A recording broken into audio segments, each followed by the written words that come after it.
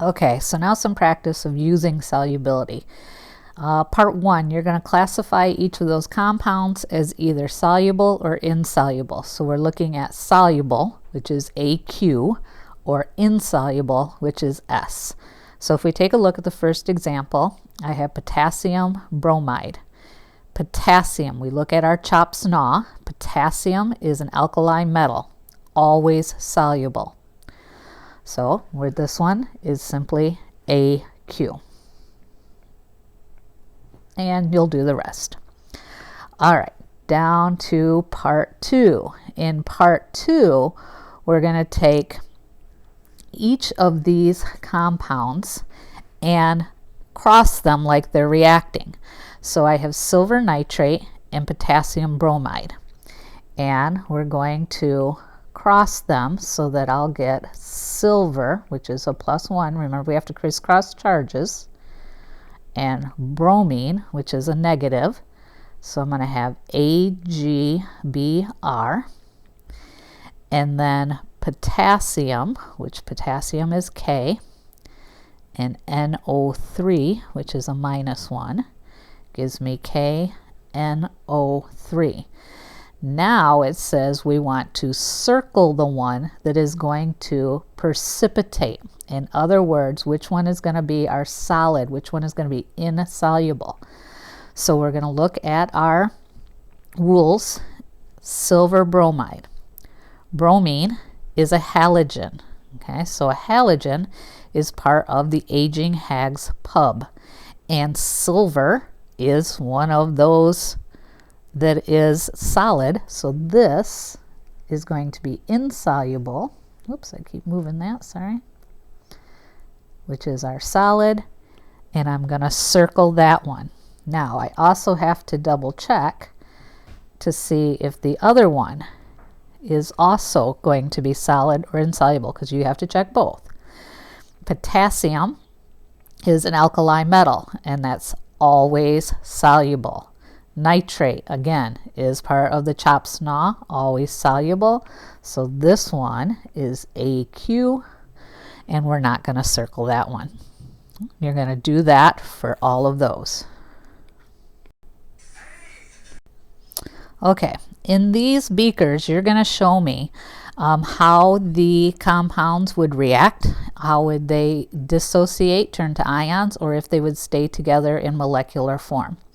So we're going to do this beaker right here, and it tells me that I have 4 units. So keep that in mind too when you're drawing these out.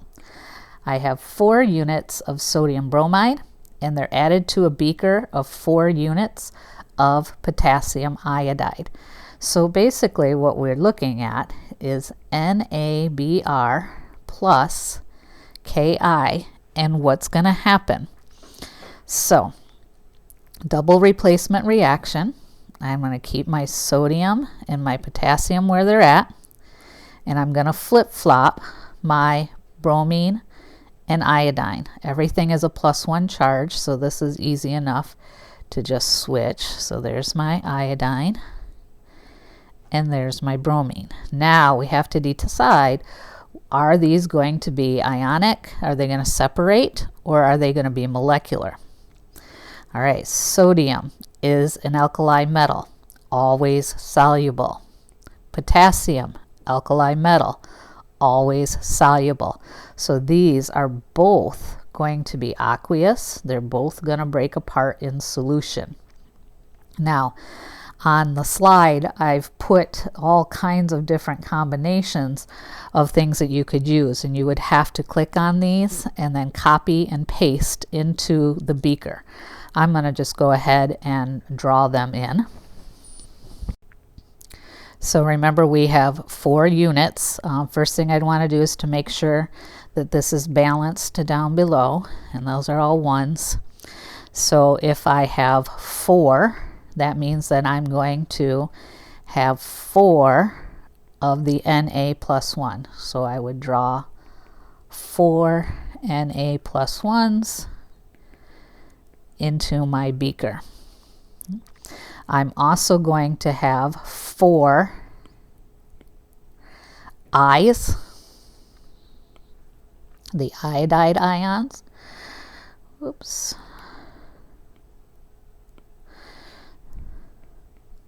So that's a -1, and I need 4 of those.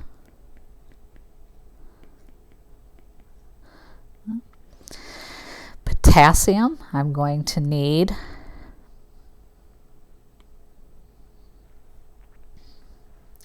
4 of those.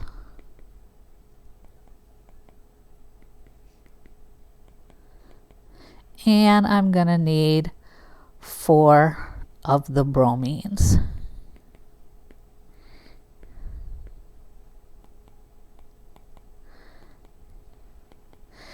And you would do the same thing for all of the other beakers.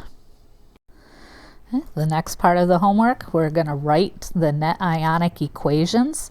So the first thing we need to do is to balance this, and I'll do the first one with you here. We have nickel nitrate plus sodium hydroxide, giving me nickel hydroxide and sodium nitrate. So we have 1 nickel on both sides. We have 2 nitrates on the reactant side, so I'm going to need 2 on the product side. That gives me 2 sodiums, so I have to go back and do my sodiums. And now it's balanced. Okay, we already have written in all of the aqueous and solid, so I don't have to do any of our chops now. That part has already been done for us. So let's take a look. Aqueous is going to break apart. So I have 1 Ni, which is a +2, plus 2 NO3 -1, plus 2 Na plus 2 hydroxide -1. Yields. Nickel hydroxide is my solid, so that's going to all stay together just as it is.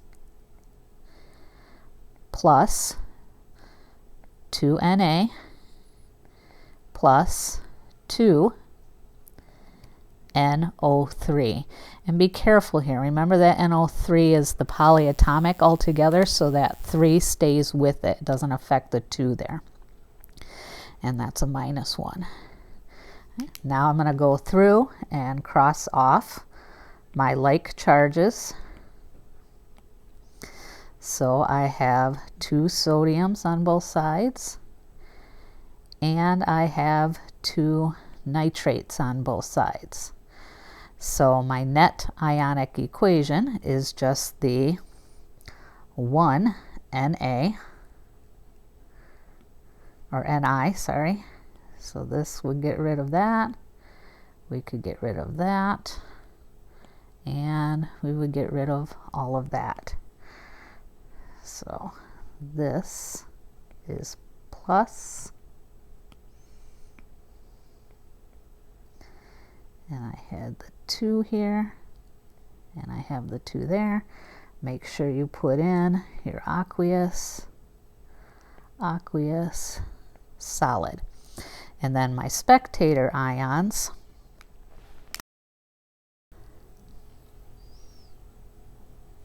hydroxides. Oops, sorry, not hydroxides. My 2 nitrates. Those are the ones we crossed off. Those are your spectators. All right, and then you'll do the other 3. All right, this last one I'm going to have you do on your own. You're given the 2 reactants, and you're going to write out the products. Remember that this is a double replacement reaction. That'll help you. So then after you get your products, remember to balance. Then you're going to give me the ionic equation, then the net ionic equation, and then finally the spectator, which are the ones that you cross off.